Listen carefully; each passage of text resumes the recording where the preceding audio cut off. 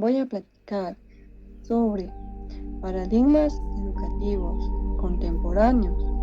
Objetivo: reflexionar sobre los principales paradigmas educativos actuales, comprendiendo sus implicaciones filosóficas, culturales y pedagógicas. ¿Qué es un paradigma educativo? Un paradigma educativo es un modelo o forma de entender la educación que orienta cómo se enseña, cómo se aprende y cuál es el papel del docente y del estudiante.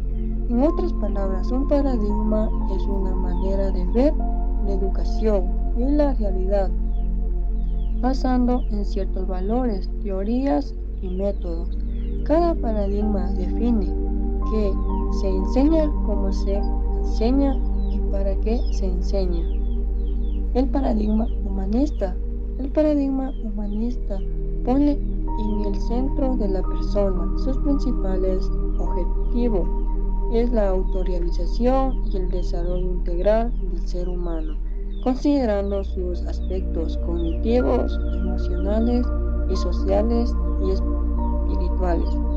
Este paradigma es el estudiante. No es un objeto de enseñanza, sino un objeto activo, capaz de aprender por sí mismo y de contribuir su propio conocimiento. El docente cumple el rol de guía, acompañante y motivador, creando un ambiente de confianza y respeto. Su base filosófica proviene de pensadores como Karl Rogel y Abraham Maslow, quienes destacaron la importancia de la empatía, la libertad y la creatividad en el aprendizaje. Ejemplo: cuando el profesor permite que los estudiantes expresen sus ideas, trabajen en equipos y aprendan desde su experiencia, está aplicando el paradigma humanista.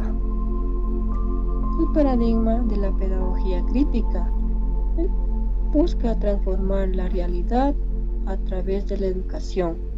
No se conforma con enseñar contenidos, sino que impulsa a los estudiantes a reflexionar, cuestionar, actuar frente a las injusticias sociales.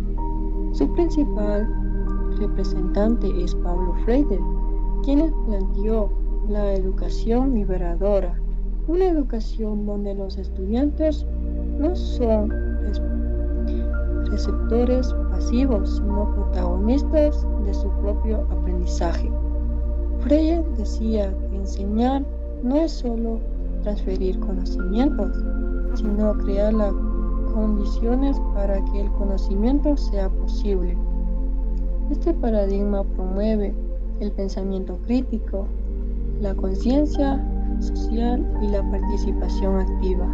Ejemplo: cuando en clase se analiza problemas reales del barrio, del país o del mundo, y los estudiantes proponen soluciones, se está aplicando la pedagogía crítica. El paradigma de la educación intercultural bilingüe. El paradigma intercultural bilingüe es muy importante en contextos como el Ecuador, donde existe una gran diversidad cultural y lingüística. Este enfoque valora el diálogo de saberes, el respeto por las lenguas originarias y la inclusión cultural.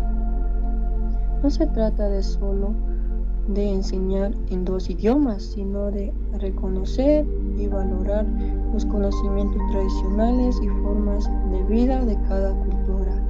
Ejemplo: cuando una escuela enseña tanto en español como el quichua y además comparten la historia de los valores de ambos pueblos, está practicando la educación intercultural bilingüe. Este paradigma contribuye a fortalecer la identidad, cultura, la igualdad y el respeto mutuo entre pueblos. Reflexión personal. ¿Cuál paradigma considero más permitente hoy?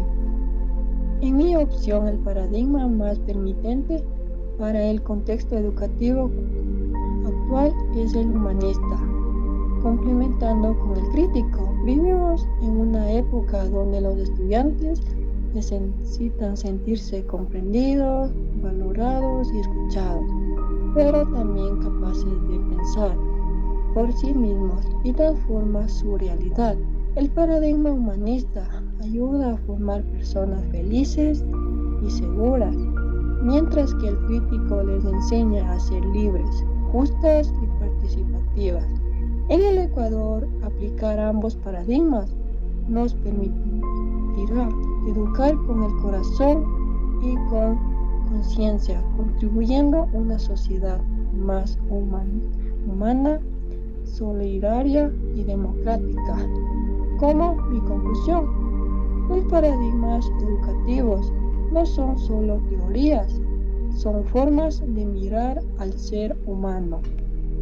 Educar hoy significa formar personas libres, críticas, conscientes y de su identidad y sus valores en el mundo.